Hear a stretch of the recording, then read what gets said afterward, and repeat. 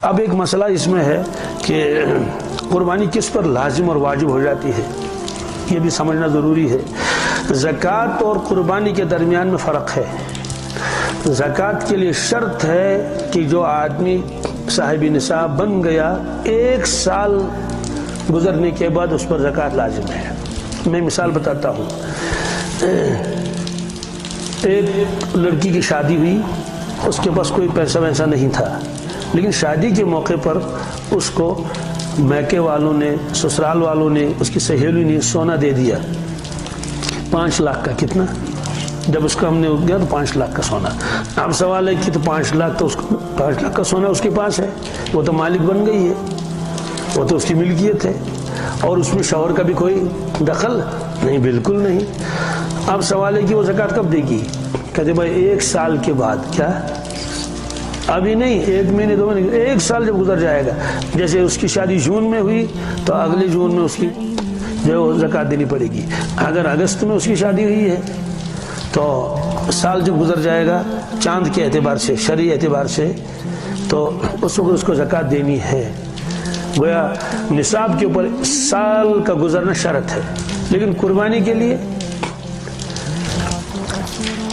پہلی ذی الحجہ کو، دوسری ذی الحجہ کو ایک لڑکی کی شادی ہوئی یا صرف نکاح ہوا اور اس کو سونا دے دیا گیا، مہر دے دیا گیا، تو اس پر قربانی لازم ہو جائے گی۔ اس پر قربانی، حالانکہ بھی سال تو کیا، ابھی تو مہینہ بھی نہیں گزرا۔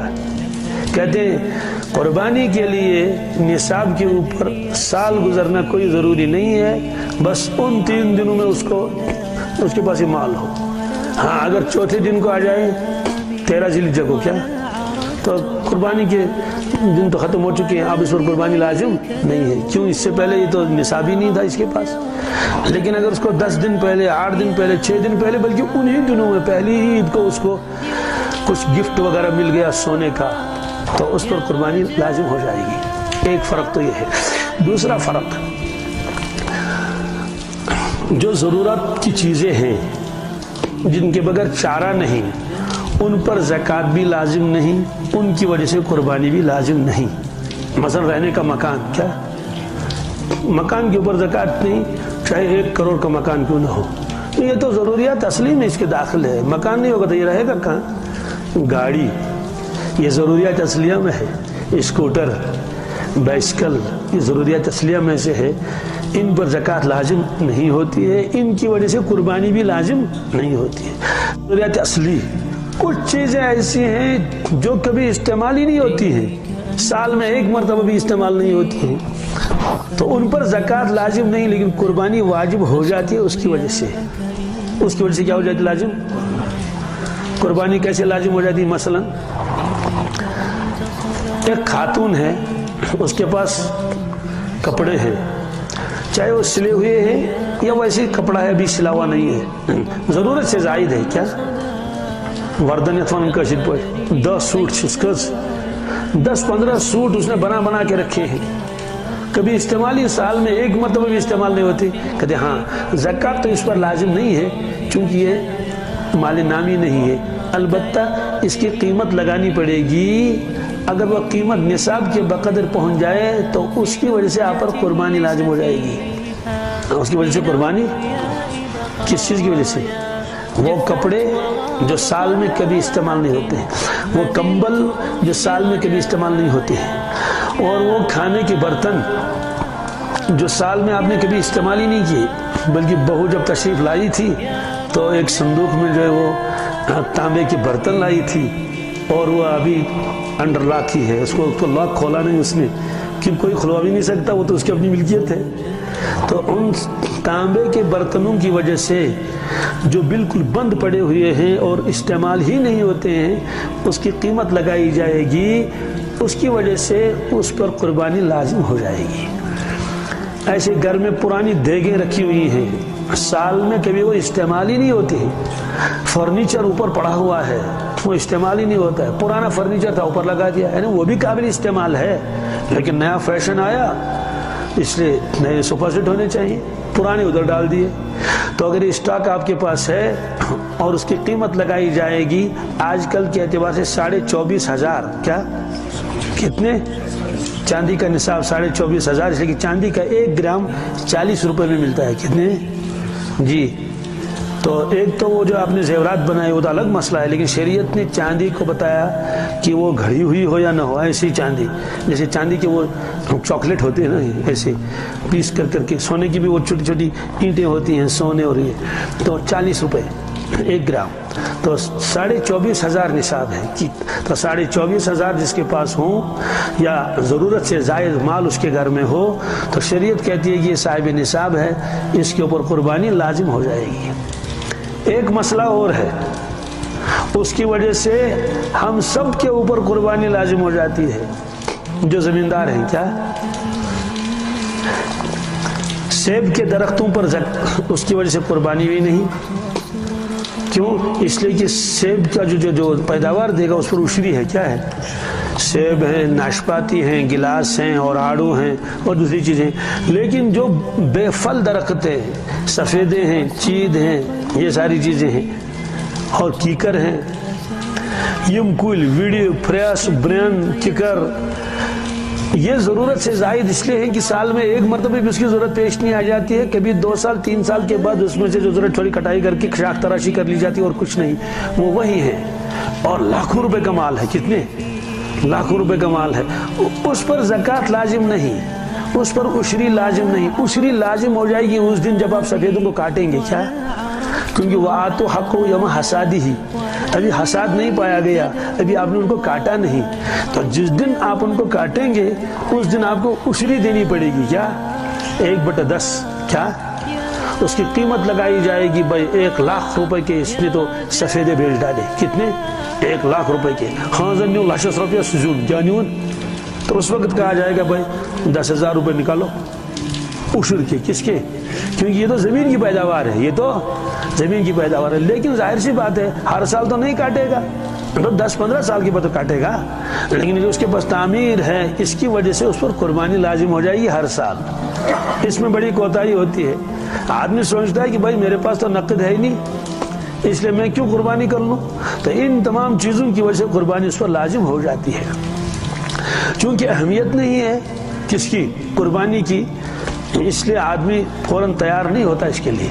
हाँ अगर शादी होगी क्या फौरन जाके काटेगा, है वीड से साठ जाश आजन सेट नता यह लॉकटी पांदुनस चाटूंगी आखते जरूरत है ना, तो गोया ज़रूरत के वक्त वो खुद जाके उसमें से काट के लाता है। और कुर्बानी का सवाब भी कितना है? आपने फरमाया, सहाबा किराम ने अर्ज़ किया, मा हाज़िल अज़ाही या रसूलल्लाह सल्लल्लाहु अलैहि वसल्लम, हज़रत हम कुर्बानी करते हैं, कुर्बानी क्या चीज़ है? आपने फरमाया, सुन्नत अबीकुम इब्राहीम अलैहिस्सलातु वस्सलाम, ये तुम्हारे वालिद गिरामी इब्राहीम अलैहिस्सलातु वस्सलाम की सुन्नत है। क्या है? क़ालू फमा लना फ़ीहा या रसूलल्लाह सल्लल्लाहु अलैहि वसल्लम, हमें क्या मिलेगा? कुर्बानी तो हम भी करेंगे, मिलेगा क्या? क़ाल बिकुल्लि शारतिन हसनतुन, हर बाल के बदले में एक नेकी, हर बाल के बदले में। इसलिए कुर्बानी का मुकाबला कोई नहीं कर सकता। इसलिए कुर्बानी के जानवर के ऊपर बाल किसने गिने आज तक? कौन गिन सकेगा? गिन भी नहीं सकेगा। अल्लाह ताला ही के इल्म में है कि कुर्बानी के जानवर के ऊपर कितने बाल हैं।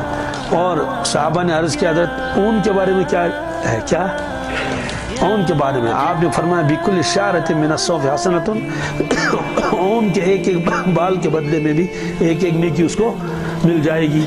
आप ज़रा देख लीजिए कितना ऊन उसके ऊपर होता है, और एक आदमी जो है वो कितना नुकसान करता है बुखल की वजह से, और वो कुर्बानी नहीं करता, इतने करोड़ों नेकियों से वो महरूम हो जाता है। एक मसला तो ये था। दूसरा अहम मसला है कि घर के अंदर 10 अफराद हैं। कितने? सवाल ये, जो 10 अफराद हैं, कुर्बानी किस किस पर लाजिम है? कुर्बानी किस किस पर लाजिम है? उसका जवाब यह है कि घर के तमाम अफराद पर कुर्बानी लाजिम नहीं है, बल्कि शरीयत का हुक्म यह है कि इनमें मालिक कौन है? क्या मालिकाना हुकूक किसके हैं, और किसके पास अपनी जायदाद और अपनी मिल्कियत है जिसमें दूसरे का कोई दखल न हो, तो उन पर कुर्बानी लाजिम है।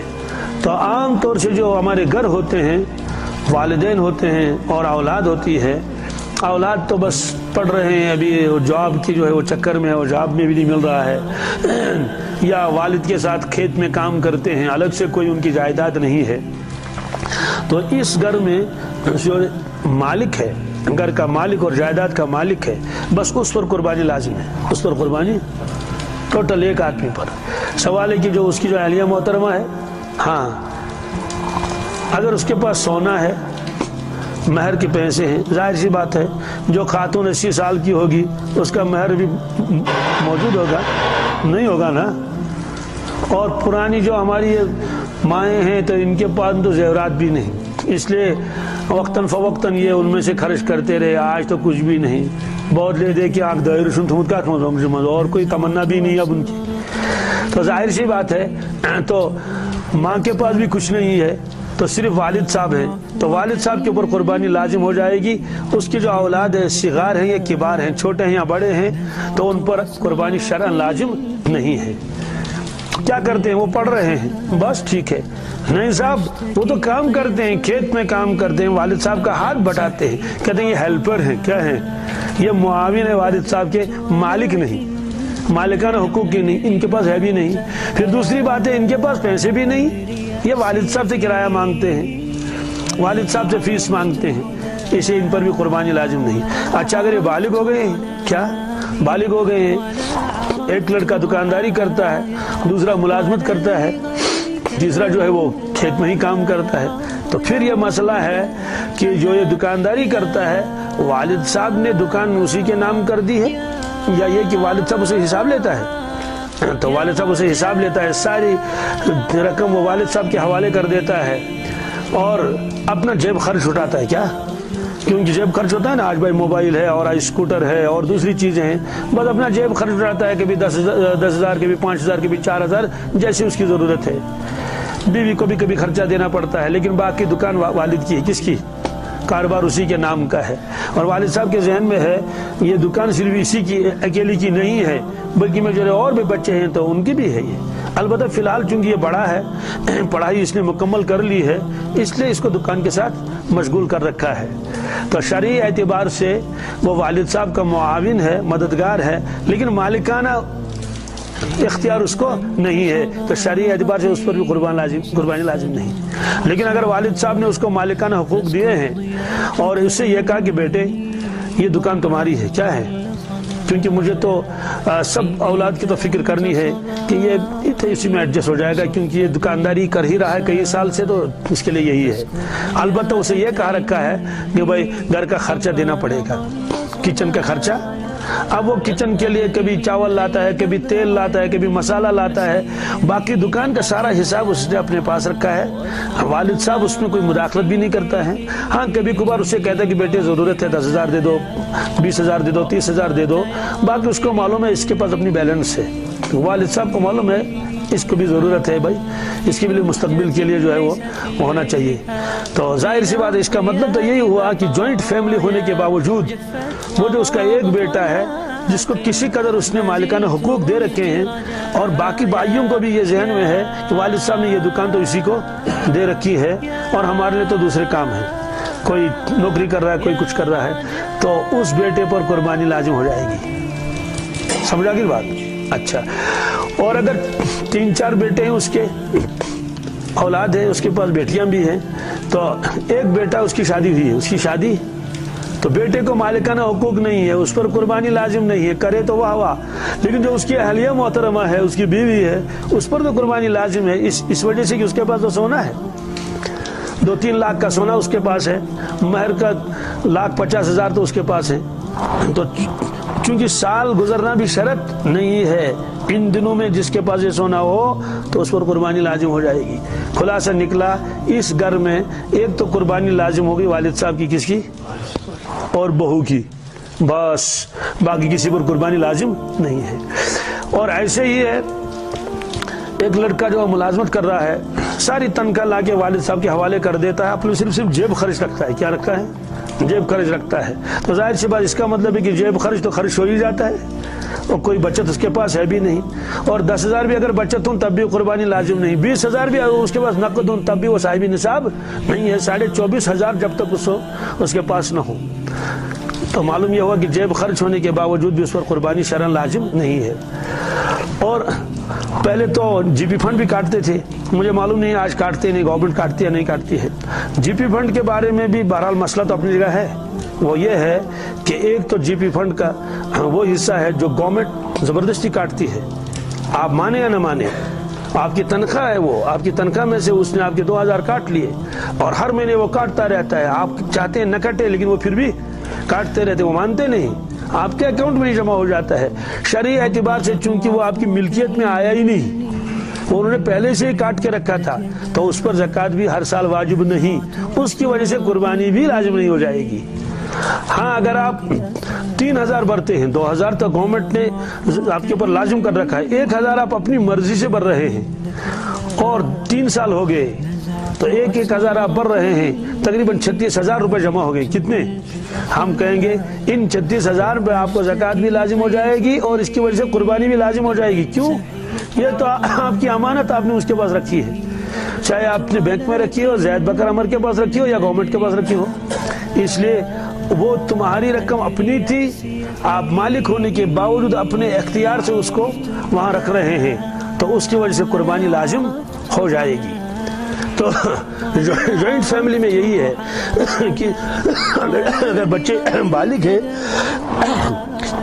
پھر بھی ان کے اوپر قربانی لازم نہیں، مالکان حقوق نہیں، لیکن جس دن والد صاحب کا انتقال ہو جائے، کیا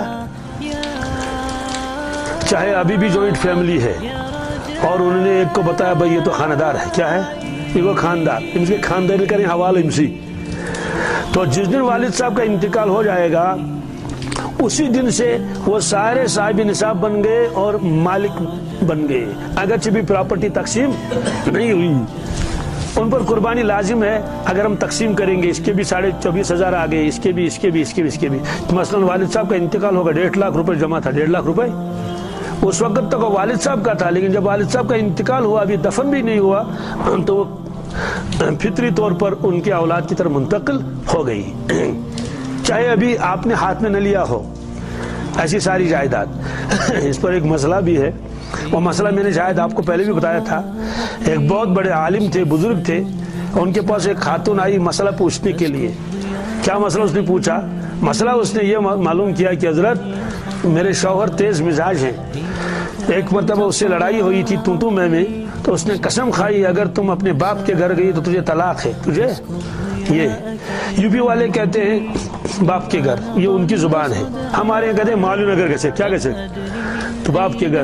اب میں باپ کے گھر گئی نہیں، سال ہو گئے، والد بیمار بھی ہو گئے، تب بھی نہیں گئی کیونکہ وہ سمجھدار تھی، لیکن اب والد کا انتقال ہو گیا ہے، اب میں سوچتی ہوں کیا کروں، جاؤں یا نہ جاؤں، نہ جاؤں تو اس کے بغیر بھی چارہ نہیں، جانا بھی توڑے پڑے گا۔ تو اس بزرگ کے پاس آئی، عالم بھی تھے، انہوں نے کہا بیٹی یہ طلاق معلق ہے، طلاق تو پڑ جائے گی، طلاق تو پڑ جائے گی، اس لیے کہ آپ نہیں جا سکتی۔ تو وہاں بیٹھے ہوئے تھے انہی کے شاگرد، جن کے انہیں حضرت کی، شاید حضرت شاہ عبدالعزیز محدث دہلوی تھے یا کون، اس لیے میں نے ان کا نام نہیں لیا، تو جو شاگرد تھے ان کا نام تو معلوم ہے، حضرت مولانا قاضی ثناء اللہ پانی پتی، کیا یہ پانی پتی ہے، بات سمجھے، ایک امرتسری الگ ہے، یہ قاضی ہے، قاضی ثناء اللہ پانی پتی رحمۃ اللہ، یہ بہت اونچے درجے کے بزرگ بھی تھے اور بہت زبردست بڑے عالم تھے۔ ان کی تفسیر مظہری، کیا ہے مظہری ہے ان کی، تو انہوں نے اپنے استاد سے کہا بہت ادب کے ساتھ، بڑے احترام کے ساتھ اور بہت ہی انکساری اور عاجزی کے الفاظ کے ساتھ کہا حضرت مجھے اجازت ہے کیا میں اس کے سوال کا جواب دے دوں اگر آپ کی اجازت ہو؟ حضرت تو جواب دے چکے تھے، حضرت نے فرمایا کہ ہاں آپ کو بھی اجازت ہے۔ حضرت سمجھ گئے کہ یہ بھی یہی کہے گا اور ذرا میری بات کو مضبوط بنائے گا، اس کی تائید کرے گا، تو حضرت نے عورت سے کہا کہ آپ اگر جاؤ گی طلاق نہیں پڑے گی، کیا اگر آپ جاؤ گی طلاق نہیں پڑے گی؟ اب حضرت کے سامنے حضرت فرماتے ہیں طلاق پڑ جائے گی اور حضرت فرماتے ہیں طلاق نہیں پڑے گی، اس پر اس بزرگ نے فرمایا کہ قاضی صاحب طلاق نہیں پڑے گی، یہ تو کوئی ایسا مسئلہ تو ہے ہی نہیں کہ جو سمجھ میں نہ آ رہا، تو عربی اول کا لڑکا بھی حل کرے گا، طلاق معلق ہے، اگر تم باپ کے گھر گئی تو تمہارے اوپر طلاق ہے۔ تو حضرت نے عرض کیا حضرت جب تک باپ زندہ تھا تو وہ باپ کا گھر تھا، جب آپ کا انتقال ہو گیا وہ باپ کا گھر نہ رہا، وہ بھائیوں کے گھر ہوا. اگر یہ اب جائے گی باپ کے گھر جائے گی نہیں، اس لیے کہ اس کا انتقال ہوا. انتقال کے بعد ساری ملکیت ختم ہو جاتی ہے. تو آپ کو معلوم ہے اس بزرگ نے کیا کیا؟ انہیں کہ کھڑے ہو جاؤ. کیا؟ اور اس کی پیشانی پر بوسہ دیا. کیا دے دیا؟ کہا تم وقت کے امام بیہقی ہو. کیا ہو؟ تم وقت کے امام بیہقی ہو. تو معلوم یہ ہوا کہ جب تک آدمی زندہ ہے، چاہے وہ بے ہوش پڑا ہوا کیوں نہ ہو، کوما میں کیوں نہ ہو، لیکن جب تک وہ زندہ ہے، لوگ کہتے ہیں بھی زندہ ہے، تب تک ساری جائیداد اسی کی مانی جائے گی. لیکن جس آن اور جس وقت اس کی جان نکل جائے گی تو وہ کسی چیز کا مالک نہیں رہے گا. اسی لیے حضرت نبی اکرم صلی اللہ علیہ وسلم نے فرمایا کہ لوگوں اپنی زندگی میں کچھ کر لو. کیا؟ اپنی زندگی میں کچھ. تو مرنے کے بعد آدمی کہے گا میں وہ کروں گا یہ کروں گا، تو مرنے کے بعد تو کچھ بھی نہیں کر پائے گا. وہ تو ساری جائیداد جو بھی تھی سب تو وارثین کے حق میں ہو گئی. ایسے کہتا ہے کہ اب یہ کروں گا یہ کروں گا، اس کو یہ